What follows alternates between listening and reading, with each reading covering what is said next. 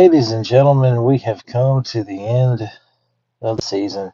The college football season is officially over.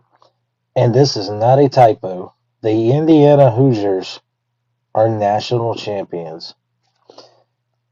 I'm making sure I cut my PlayStation off. No, in all seriousness, it's a reality. They are the champions. Welcome into 4th and 25 with J Ram. Hope you're having a wonderful afternoon. Hope you're staying safe out there. So, guys, what a year. The season is over.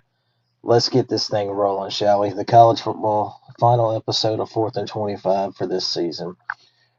Miami, Florida, last night was the site of it. What a national championship game. Congratulations to Kurt Signetti, Fernando Mendoza, the entire Indiana Hoosiers football team, their fan base, their entire community, the city of Bloomington. The Hoosiers are national champions, 27-21, the final score over the Miami Hurricanes. This was fun. This was good old fashioned, low scoring, good defensive, physical football. This was fun till the very end. There were more Indiana fans, I think, than Miami fans. I don't think that's a big shocker. But this was a good football game. Miami brought it. They played their tails off. They just couldn't finish it at the end. Carson Beck with a costly interception on the final drive for the Canes. And then Indiana ran the clock out and got the victory. Fernando Mendoza. This young man is a warrior. This young man is a hoot, a phenomenal football player. This is the image I will always remember about this young man. Oh, babe just told me. Okay, so audio sounds good. Thank y'all. All right, appreciate you, baby. Love you. This image will forever be immortalized, in my opinion. When you look back 20 years from now and celebrate this team, this image will come to mind. Fernando Mendoza, this kid is a warrior. He is a leader, phenomenal young man. He's the guy that fathers should want their daughters to date or marry. Great post-game speech giving the glory to God. But this play right here, 4th down, Indiana's got a choice to kick a field goal, go up by 6, or you go for the touchdown. They go for the touchdown and get up by 10. This touchdown run, I believe this is a quarterback draw, if I'm not mistaken. But what a moment. This is forever one of the best plays of the season of this national championship. Congratulations, though. Indiana 27, Miami 21. Fernando Mendoza throws for $186, has that rushing touchdown. Let's see. Becker and Cooper Jr. had good games receiving. Becker 65 yards, Cooper Jr. 71. Aiden Fisher had a big sack for the Hoosiers. Third quarter, Miami's in the game. It's 10-7. And a blocked field goal. Blocked punt. I'm an idiot. A blocked punt. And Indiana recovers it for the touchdown, 17-7. Hoosiers go up by 10. Miami scores at 17-14. Indiana has a chance to put up a double-digit lead, and they did, and you saw what happened. Third downs, Miami 3 of 11. They struggled. Indiana, not that great, 6 of 16. Running games, we knew Miami needed to run the football, work the time of possession. 131 to 110 in the rushing yards category here for the Hoosiers. But Miami did not run the ball as well as they had been, and Indiana kind of won this game playing a Miami-style game. Miami had 7 penalties. Indiana had 5. Hey, Mr. Bruce, thank you for checking in. But Miami was 7 penalties, some costly ones. Indiana, uncharacteristically, were 5. Miami had a missed field goal right before halftime that was very costly, and just made some mistakes. And Indiana, who never makes mistakes, capitalized. So the Indiana Hoosiers are your national champions, 27-21. First title, obviously, in school history.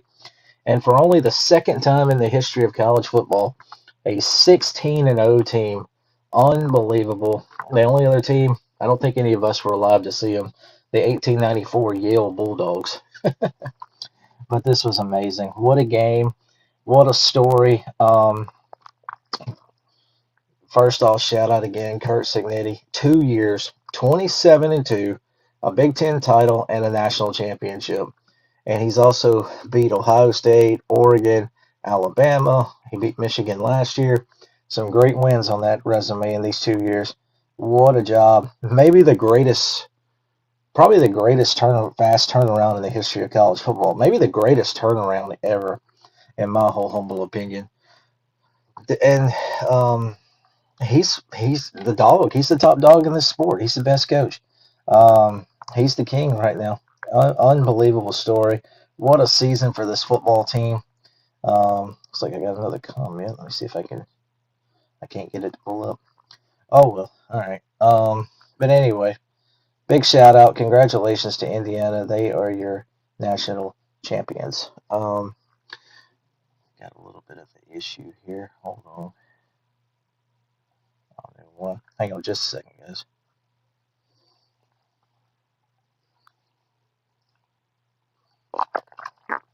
Okay, we're back.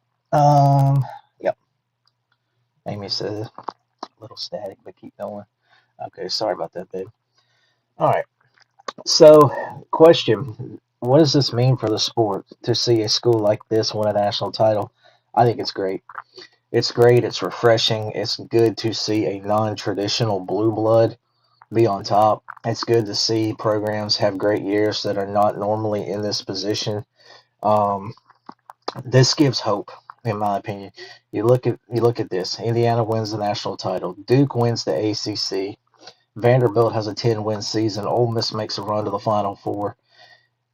This new era of college football, is it a dawning of a new era? We shall see. I mean, we'll see what happens with everybody under this new landscape. But this should be a reminder.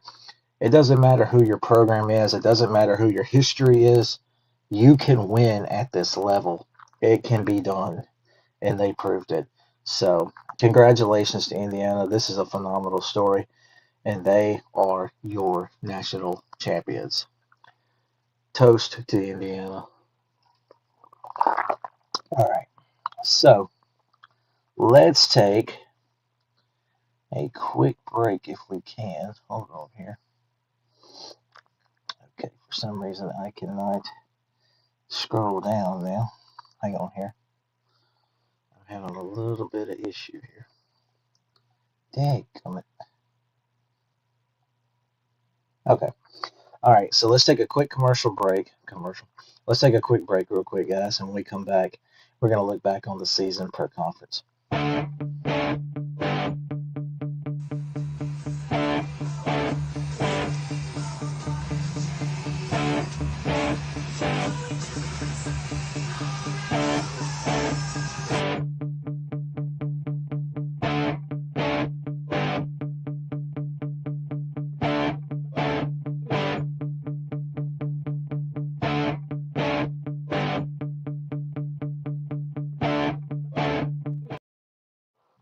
All right, guys, welcome back to 4th and 25. Big shout out to that man in that commercial, Jimbo Redden. Redden. I hope I said his name right. Um, his tattoo parlor. I was advised to advertise him during the season. Very happy to do it. I don't have any tattoos myself, but I think they're a wonderful work of art, and I think they're pretty cool. So thank you to him for all season being a little part of this. All right, so national championships over. Let's take a look back on the season, shall we? We're going to start and look back on the 2025-26 season for good old Conference USA. Let's take a look back on their season, shall we? Oh, I just realized that's not supposed to be here. All right, so let's find the standings. Let me find my graphic. I'm having trouble. Where's my graphic? There it is. Oh. All right, so looking back on the season, starting with Conference USA, we had a first-time conference champion. Kennesaw State wins the title with a 7-1 record in conference. They finished the regular season at 9-3. They win the conference championship. And then they go to the bowl game and get throttled by Western Michigan. But what a season for them! They finished 10-4. They win the conference championship game over Jacksonville State 19-15 after losing to them in the regular season. So biggest surprise of the season in that conference, Kennesaw State. There's no doubt. I mean, nobody expected them to win the conference, and they did. They win the conference. Some good wins too, and they beat Arkansas State in non-con. They clobbered La Tech 35-7, and FIU or bowl teams. And then biggest disappointment of the season for Conference USA, I give that to the Liberty Flames. I had them doing much better than this. They went 4-8, 3-5 in the league. Two of their wins were against UTEP and New Mexico State, and they also beat Maine. Um, some of their award winners over the season, league MVP, and their newcomer was Cam Cook. He was a running back at Jacksonville State. He goes for 1659 on the ground, 16 touchdowns, 5.6 yards per carry. Their offensive MVP was Kenjon Owens, a running back at FIU. He had 1334 on the ground, 11 touchdowns, 6.3 per carry. Defensive MVP there was two of them. Kennesaw State linebacker Baron Hobson. He had 138 total tackles, 66 solos, half a sack, forced fumble, had a pick. And he also deflected 6 passes. The other Defensive Player of the Year winner was Jacob Fields of Louisiana Tech, DB. 91 total tackles. He had 50 of those solo, 3 picks, 2 touchdowns, 5 passes deflected. Their Special Teams Player of the Year was Coleman Menard, punter at Western Kentucky. He had 57 punts, 48.4-yard average, longest 71, 5 touchbacks, 15 of them went inside the 20. He had a 43.2 net average. Their Freshman of the Year, that was Rodney Tisdale Jr. He's a quarterback at Western Kentucky. Those for 1432. Uh-oh. Y'all hold on just a second. I got to take this. Hey.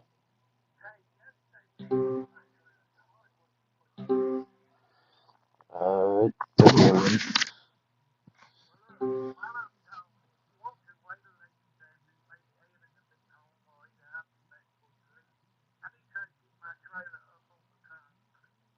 On the concrete?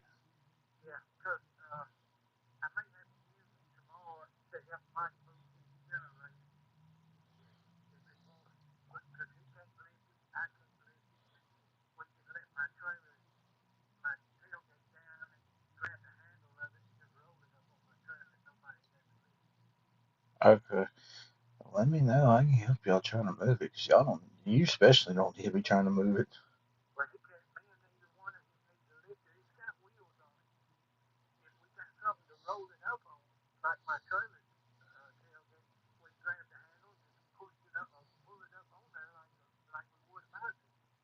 Okay. Yeah. Yeah, I mean, I can move it. It just took me a little bit.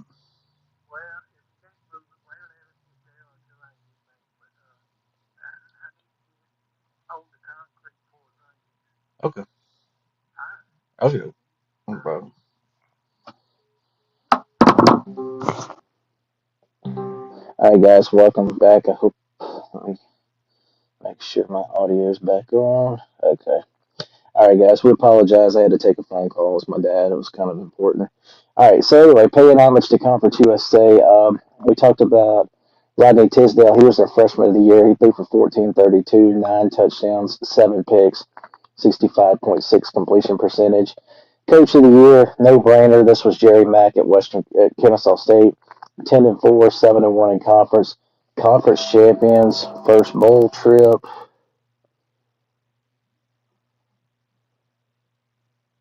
Oh, okay, sorry y'all heard that, but it wasn't nothing major.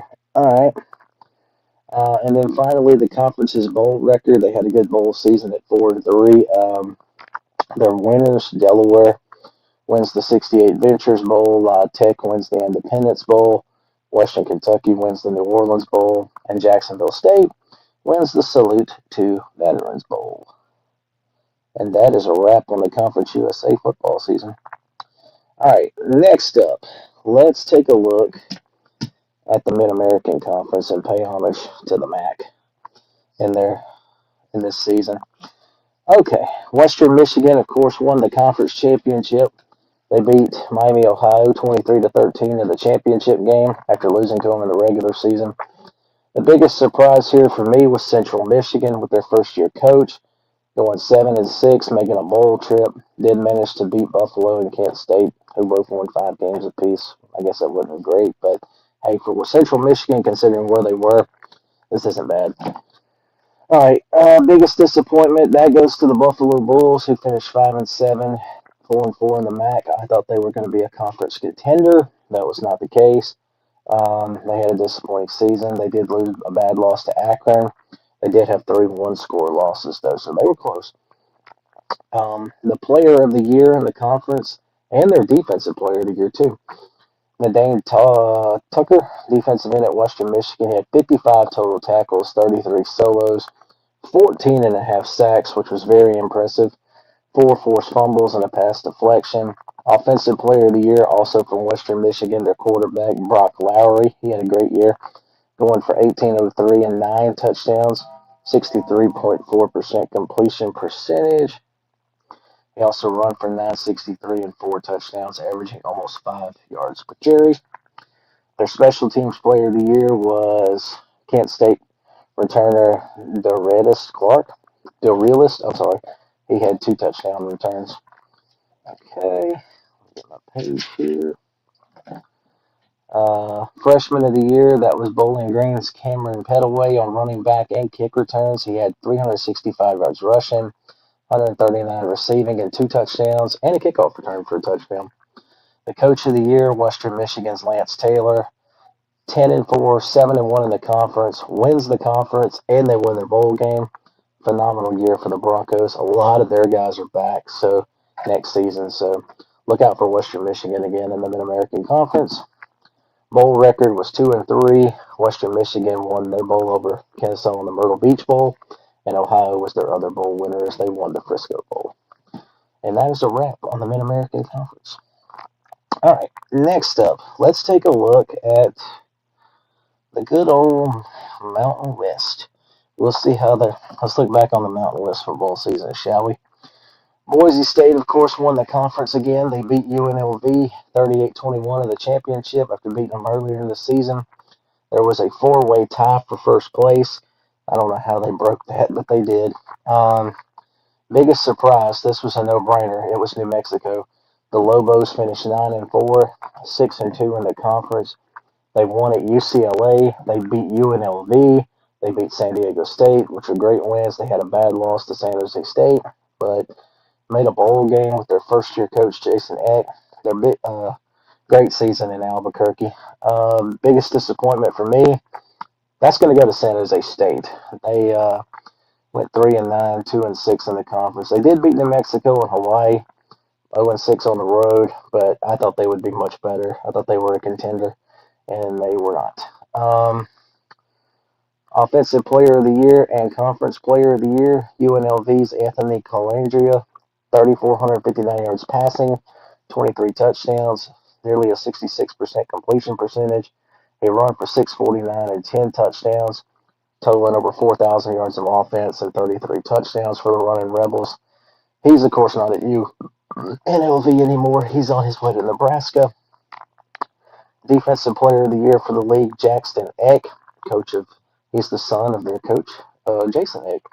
He had 128 total tackles, 65 solo, 2 pass deflections, a forced fumble, and 1.5 sacks. Was a tackling machine for the Lobos. All right, and then moving on. Cornerback Chris Johnson was the another one of the defensive player of the years. There was 2. I apologize. He had 48 total tackles, 34 solos, a sack, forced fumble, 4 interceptions, 2 return for touchdowns, and 8 pass deflections. Special Teams Player of the Year, Hawaii's kicker Kensi Metazawa, 27 of 29 on his field goals, 10 of 10 from 49-yard range, long of 52, made all his extra points. Freshman of the Year, Michael Alejado, I hope I said that right, quarterback at Hawaii. He put up some good numbers for the Warriors, throwing for 3106, 24 touchdowns. He had 1 rushing touchdown, 25 total touchdowns, 66.3 completion percentage. Coach of the Year, Jason Eck at New Mexico. He goes 9-4, first bowl appearance since 2016 for the Lobos. Most wins in the first year New Mexico coach. Congrats to Jason Eck. He did a great job with the Lobos. And then finally, they go 2-5 in the bowl games.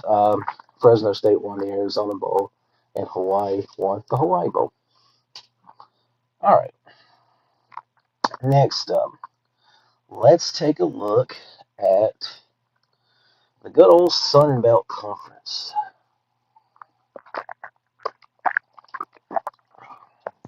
This conference produced a playoff team. You heard that right.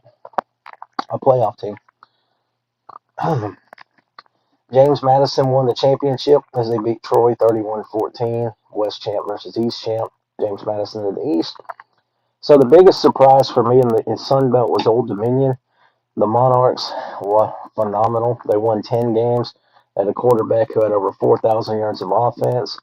They went 10-3, 6-2. They won the Cure Bowl, clobbered Virginia Tech, and also beat Troy in the regular season.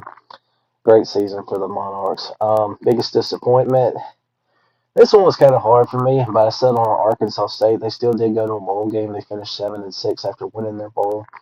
They lost to Kennesaw State. They had a bad loss to Louisiana Monroe and struggled to beat a bad South Alabama team. So they could have been much better. But Arkansas State gets that.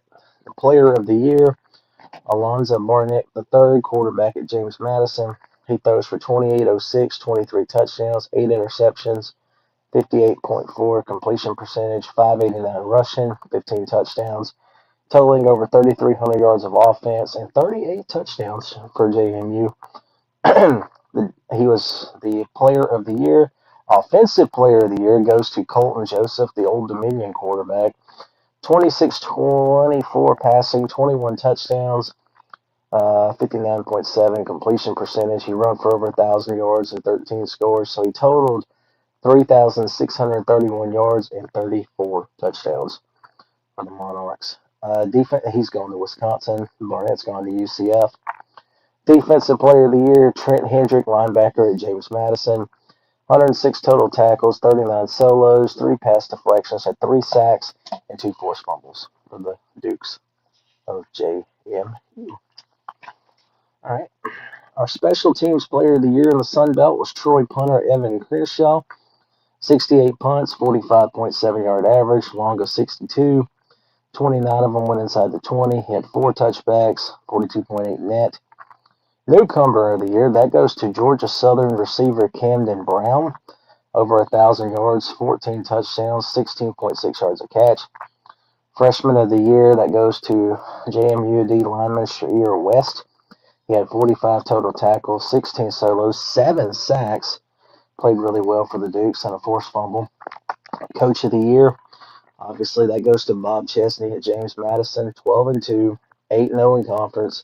Wins the conference championship, beats up Washington State in non-con, and James Madison went to the college football playoff. Now, say what you want about it was a joke, they got in, and criticize it all you want, but they're celebrating it as they should. So he led JMU to the playoff, and now he's going to UCLA. Postseason bowl record, they were 3-6. Their wins were Old Dominion in the Cure Bowl, Georgia Southern in the Birmingham Bowl, and Arkansas State in the Xbox Bowl. And that is a wrap on the Sun Belt. All right, let's take a look back at the year for our good old friends in the American Athletic Conference, which produced a playoff team as well. Tulane beat North Texas in the conference championship 34-21. Tulane has 2 wins over Power 4 teams also. They beat Northwestern and they beat Duke. Biggest surprise, this was a very tough one for me. I really didn't know who to go with here, but I settled on East Carolina because I didn't think they would be a 9-win team after the bowl game. They went 6-2 in conference, did beat Memphis, and beat Pitt in the bowl game. Biggest disappointment, I ended up going with Memphis. I know they went 8-5, 4-4 in the conference. They did lose the bowl game to NC State. I thought they were a contender to win this league and get to the playoff. And they also had a bad loss to UAB also. All right, so offensive player of the year and conference player of the year goes to North Texas quarterback Drew Mistenmaker. He throws for 4,379 yards, 34 touchdowns, 68.9 completion percentage, 5 rushing scores. The defensive player of the year in this league goes to Landon Robertson, D lineman over at Navy. He had 64 tackles, 31 solos, 6.5 sacks. Special teams player of the year, Patrick Durkin, kicker at Tulane.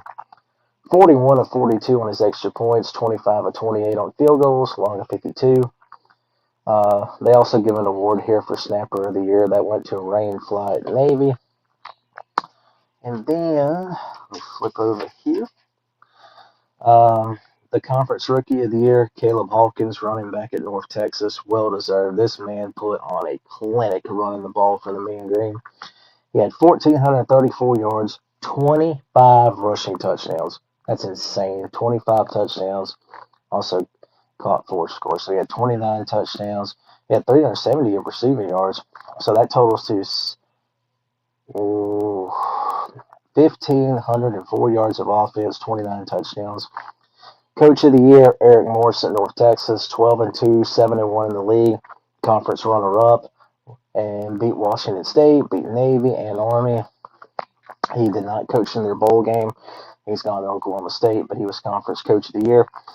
Postseason, Tulane made the playoff, giving the American a playoff team, which was cool for them. But Tulane, of course, lost in the first round, like JMU. As far as the postseason record, they went 5-4.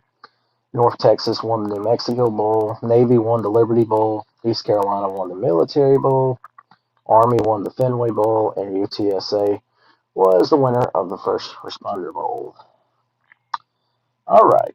Next up, we're going to do, before we take our next break, we're going to look at the 2 independents real quick and how their seasons finished. Notre Dame, how can I say this without being, can I say this professionally? Notre Dame goes 10-2 on the season. Their only losses were single digits, 3 to Miami and 1 to Texas A&M. So they're 4 points away from being undefeated. And if you win one of those 2, you're definitely in the playoff. They did beat USC. They beat Pitt. They beat Navy. Those were good wins. No bowl game, as you know. They decided not to go to a bowl because they, let's just say, took the ball and went home. Anyway, UConn, the other independent, 9-4, did beat. They managed to beat ACC schools, Boston College and Duke. That's right, UConn beat the ACC champions, Duke. They did have some bad losses to Rice, Syracuse, and lost their bowl game to Army. All right, so that is that.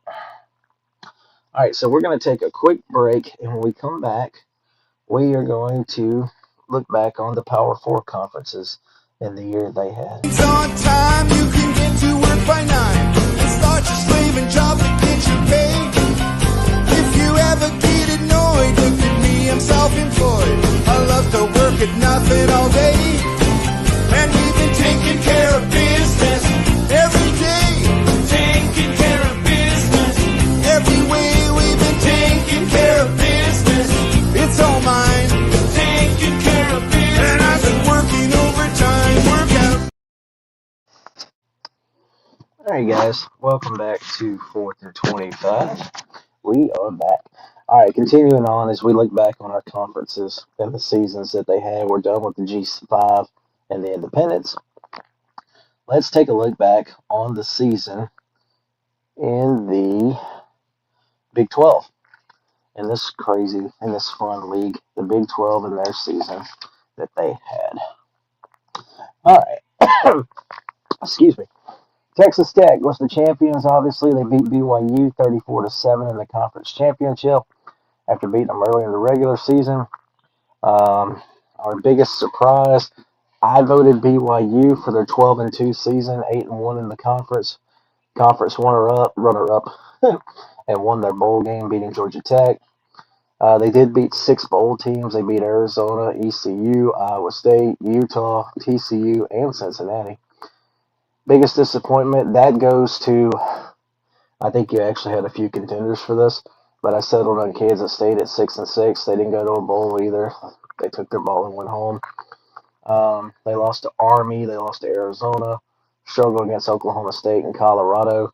They were a preseason favorite in this conference, I think, but I voted K-State.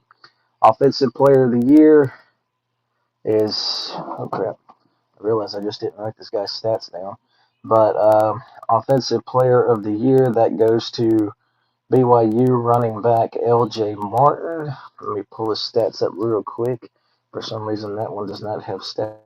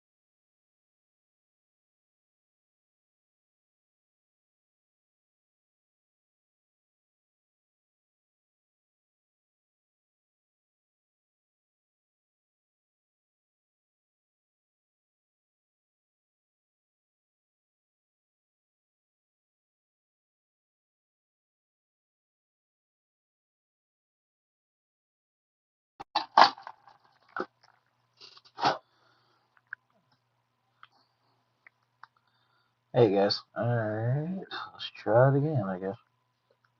Alright guys, we're back. I apologize. I don't know why we lost signal there for a minute. Um anyway, looking back on the season, where were we? On the Big 12? I almost restarted the show there. Alright. We talked about LJ Martin. Sorry about that. I don't know why we lost signal there.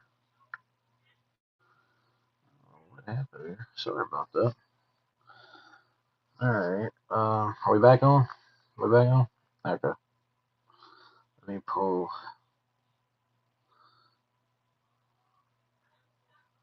Lost my signal there. That's weird. I've been on too long. I'm not restarting the show. Alright. LJ Martin, BYU running back. 1,305 yards, 12 touchdowns, averaged 5.5 yards per carry. He was the offensive player of the year. We already talked about Jacob Rodriguez.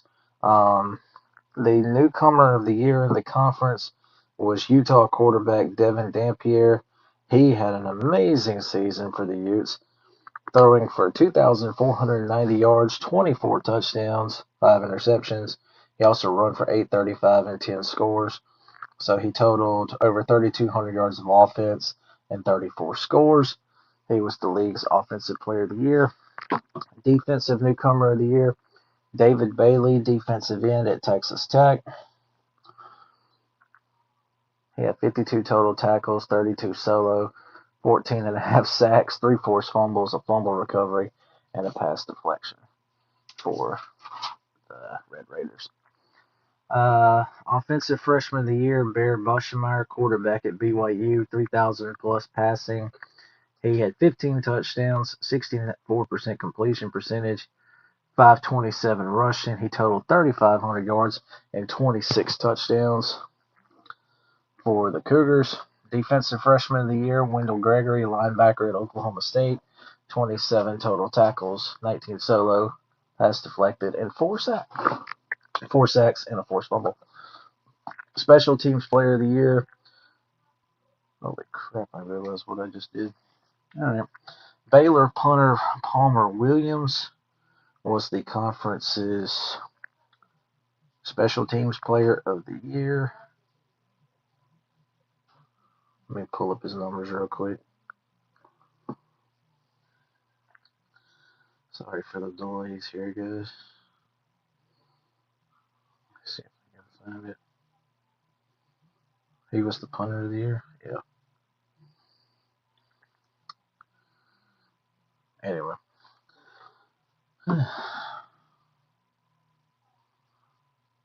Oh, thank you. Alright. Where did my, oh, the other one. I'm sorry about that. Offensive Lineman of the Year, Spencer Fano at Utah. Scholar Athlete of the Year, Sawyer Robertson at Baylor. Coach of the Year, Kalani Sitake, 12-2 season. Big 12 runner-up, got him a bowl win. He did a great job. Big 12 postseason, 4-4. Texas Tech made the playoff. Lost in the Orange Bowl, obviously, to Oregon. Their bowl wins: BYU in the Pop Tarts Bowl, Utah the Las Vegas Bowl, Houston in the Texas Bowl, and TCU won the Alamo Bowl. All right, so that's the Big 12 year in review. Let's move over and take a final look at the SEC. One final look at the Southeastern Conference football season. Georgia won the conference championship. They beat Alabama 28-7 in Atlanta after losing to them earlier in the year. Biggest surprise, Ole Miss with a 13-2 record, 7-1 in conference.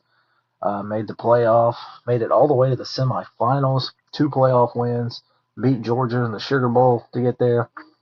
Unbelievable season for the Ole Miss Rebels. Great job by their staff and their players. Biggest disappointment, I thought about LSU here. I wrote Texas down, but I'm actually going to say LSU. 7-6, lost the bowl to Houston. It was a rough year for the Tigers, and they were expected to be a lot better. Offensive Player of the Year, Diego Pavia of Vanderbilt, 35-39 passing, 29 touchdowns, 8 picks, 70% completion percentage, 862 rushing, 10 touchdowns. He had over 4,300 yards of offense and 39 scores for the Commodores. Defensive Player of the Year, that goes to Texas A&M defensive end Cassius Howell, 31 total tackles, 20 solos, 11.5 sacks, forced fumbles, 6 passes deflected. Special Teams Player of the Year, Oklahoma kicker Tate Sandell, 24 of 27 on his field goals, 88.9 percentage, 8 of 9 from 50-59, made all his 35 extra points. Freshman of the Year, Braylon Staley, receiver at Tennessee, 837 yards. He caught 6 touchdowns for the Vols. Our newcomer of the year, Ole Miss quarterback Trinidad Chambliss, throwing for 39-37, 22 touchdowns, 527 rushing, 8 touchdowns. So 4,000 yards of offense pretty much in 30 scores. The Jacobs Blocking Trophy, the SEC gives out to linemen Caden Proctor of Alabama and Texas A&M's Trey Sermon III. He won that. Scholar Athlete of the Year, Nick Rinaldi at Vanderbilt. The Conference Coach of the Year, Clark Lee at Vanderbilt. He obviously earned this award for his great year with Vandy, going 10-3, 6-2 in the SEC. 4 ranked wins at the time. Also made it to a good bowl game. Was nearly in the playoff. Postseason record for the SEC was not good. They were 4-9. You did produce playoff teams with Alabama, Georgia, Oklahoma, Ole Miss, and Texas A&M. Now their only wins: Alabama, of course, winning in the first round of the playoff; Texas winning the Citrus Bowl; Ole Miss winning in the first round of the playoff, and in the quarterfinals at the Sugar Bowl. That was their 4 postseason wins. But that's a look back on the SEC this season. All right. Next up, let's do our good old friends at the ACC. Were runner up since Miami made it to the national championship. We'll give them their flowers and do them next to last.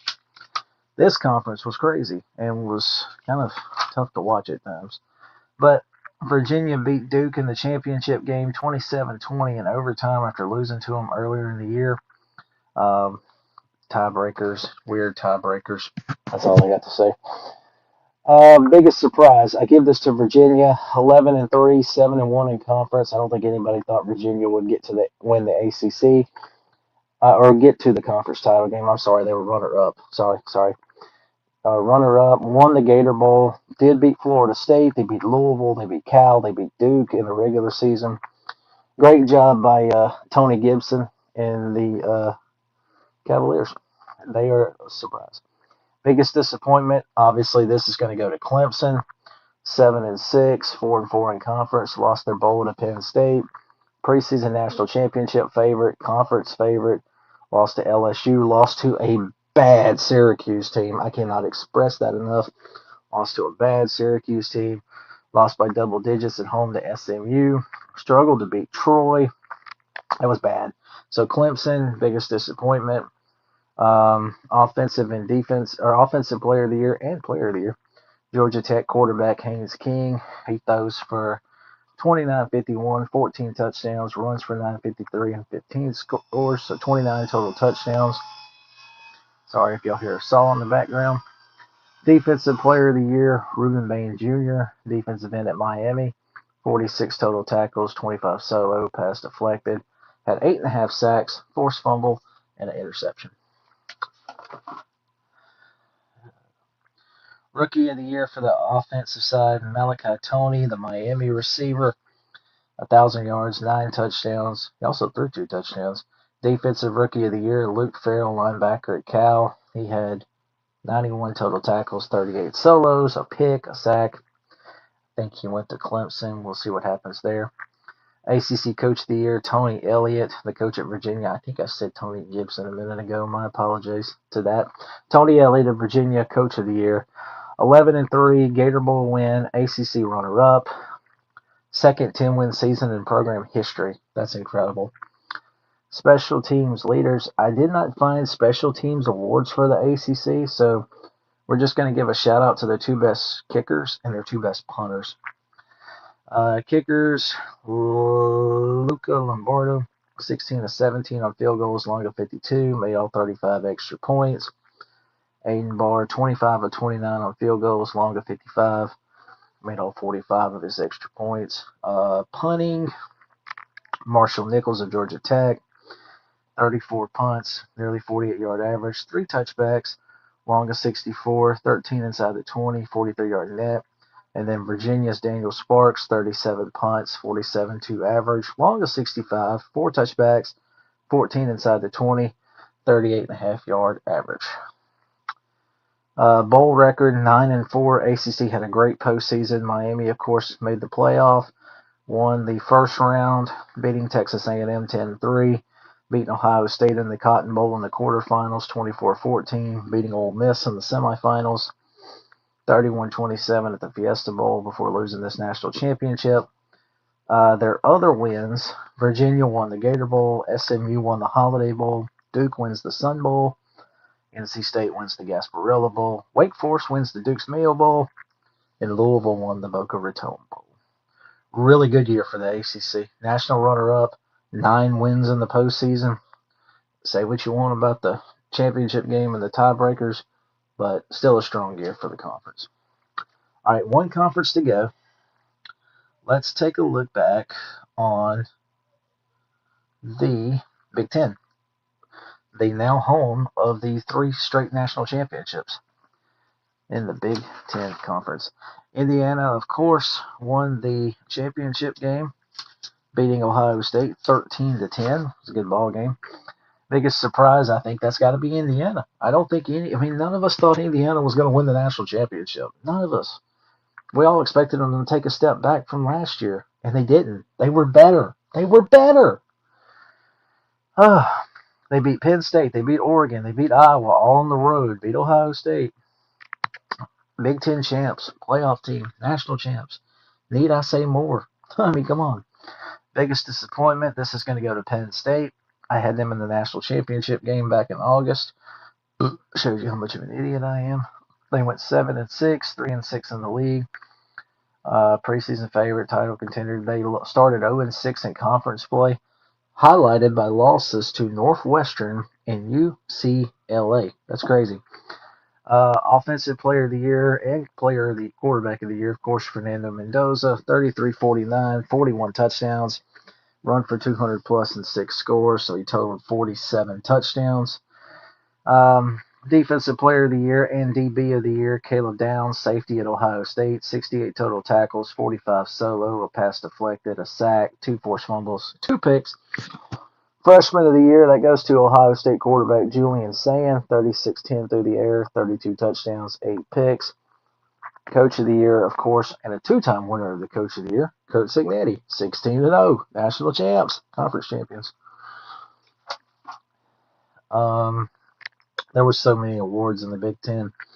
Running back of the year, Emmett Johnson of Nebraska, 1451 rushing, 12 scores, also caught 3 scores. Keon Sadiq of Oregon, he was the tight end of the year with 560 yards, 8 touchdowns. Lineman of the year, Indiana's Carter Smith. D lineman of the year, Ohio State's Caden McDonald, 65 total tackles, 31 solos, 3 sacks, 2 forced fumbles.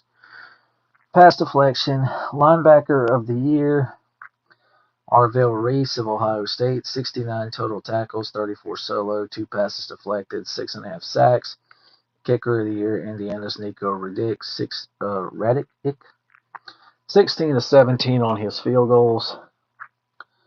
Long of 46, made all his extra points. Punter of the year, Ryan Eckley of Michigan State, 49 punts, 48.5 yard average. Long of 60. Returner of the year, Caden Whitjan of Iowa, 3-punt returns and a kickoff return for a touchdown. Postseason bowl record, Big Ten finishes at 11-5. As far as playoff teams, they had Indiana, Ohio State, and Oregon. Ohio State, of course, was 1 and done in the playoff. Oregon did beat JMU in the first round, beat Texas Tech in the quarterfinals at the Orange Bowl, and then lost, of course, to Indiana in the semis. Rest of the playoff teams, Indiana, of course, won it all. And then the rest of them, Iowa wins the Rely Quest Bowl. Washington wins the LA Bowl. Illinois wins the Music City Bowl. Minnesota, the Rate Bowl. Northwestern, the Game Above Sports Bowl. And Penn State, the Pinstripe Bowl. All right, so that is it. Thank you to the Big Ten. Congratulations to them for their 3rd straight national championship. They are national champions for the 3rd straight year. And let's just be real, they're the best conference in the country right now. That's just reality. All right, guys, we're going to take, here you go. One final time. Here's the playoff bracket as we look back. First round, Oregon, of course, beat JMU. Bama beat Oklahoma. Ole Miss beat Tulane. Miami beat Texas A&M. And then in the quarterfinals, you saw Oregon shut out Texas Tech. You saw Indiana humiliate Alabama. You saw Ole Miss beat Georgia. And you saw Miami beat Ohio State. And then in the semifinals, sadly, Ole Miss fell to Miami and Indiana destroyed Oregon. And then in the national championship, America's team, the great feel-good story of Indiana, beat Miami, and they are the national champions. All right, guys, we're going to take one more break. We come back, we got conference changes we're going to just discuss real quick for next season to look forward to, and just some final thoughts, and we'll get ready to call it a year. See you guys in just a minute. We'll be right back.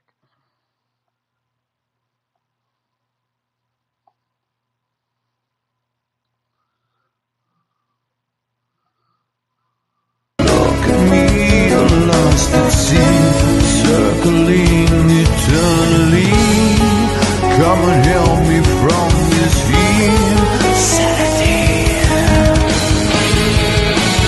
Where am I disgrace? I hate to see your face.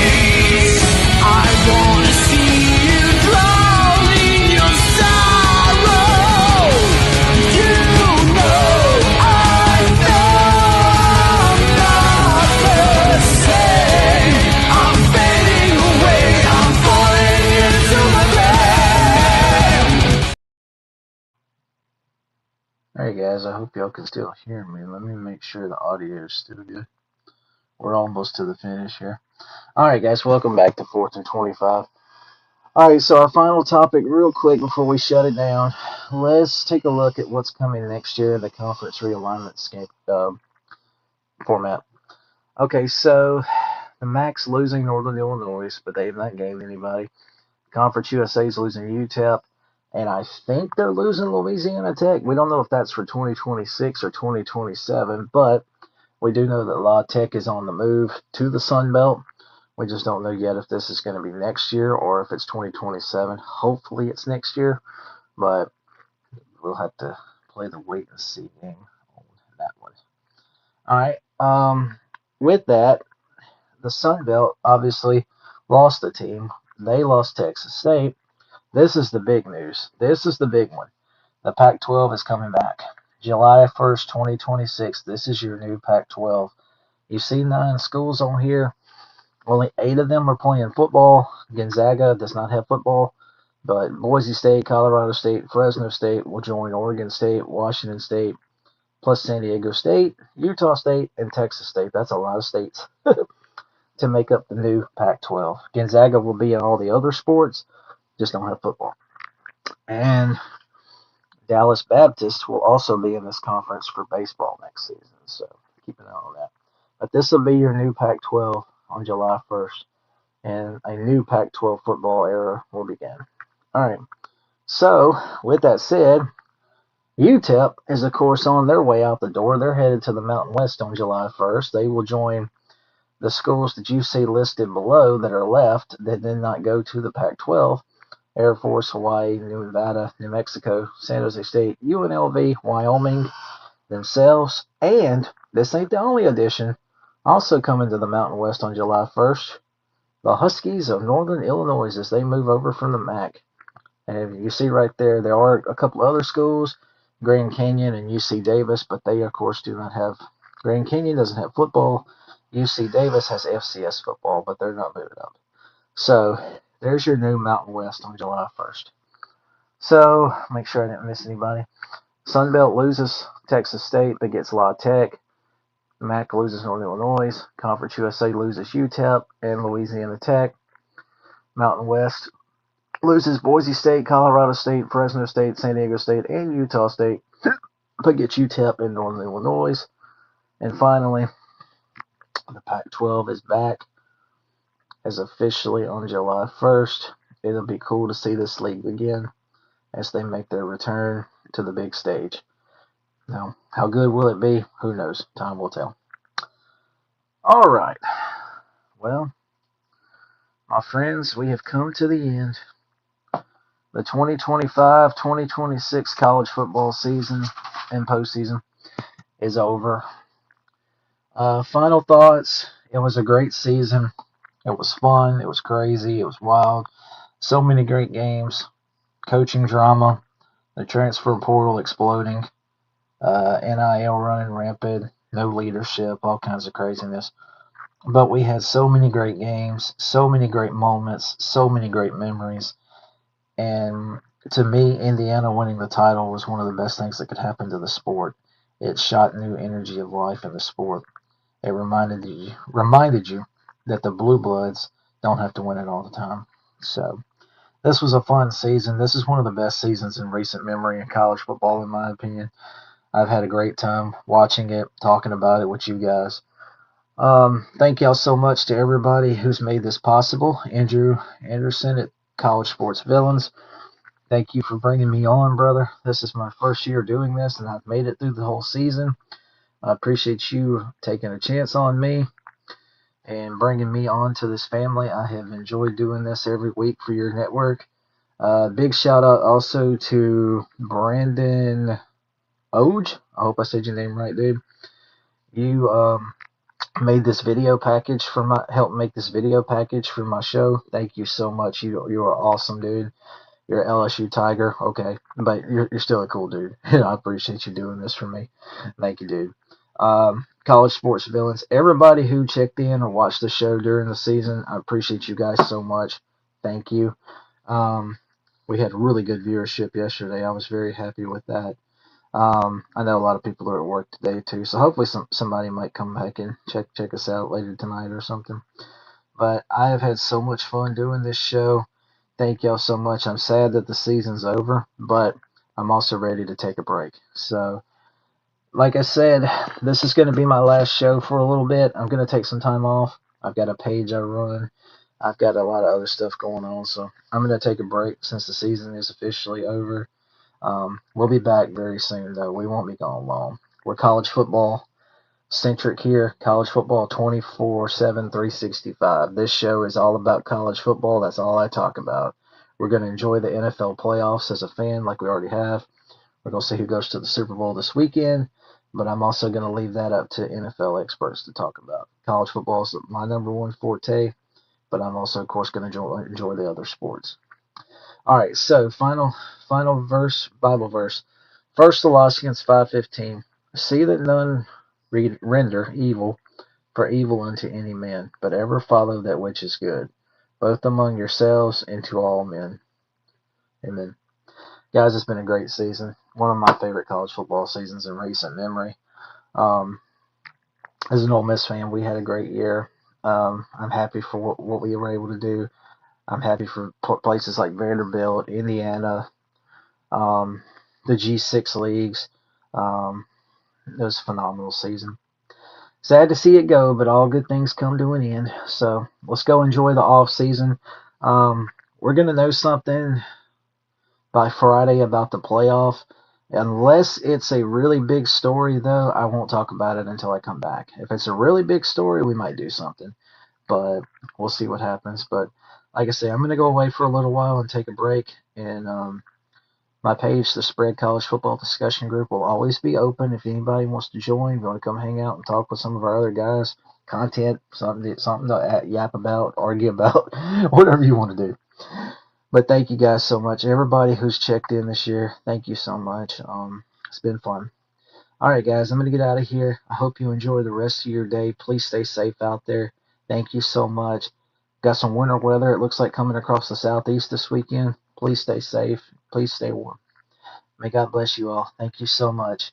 And I don't have a drink to toast to the season on, but I'm going to show this one more time. That is the image that summarizes just how cool this season was. Fernando Mendoza, your Heisman winner, your national championship winning quarterback. That play is will forever be a part of Indiana history, college football history. That play is going to be immortalized forever. What a moment. Thank you guys so much. God bless y'all. Y'all take care. Have a wonderful day.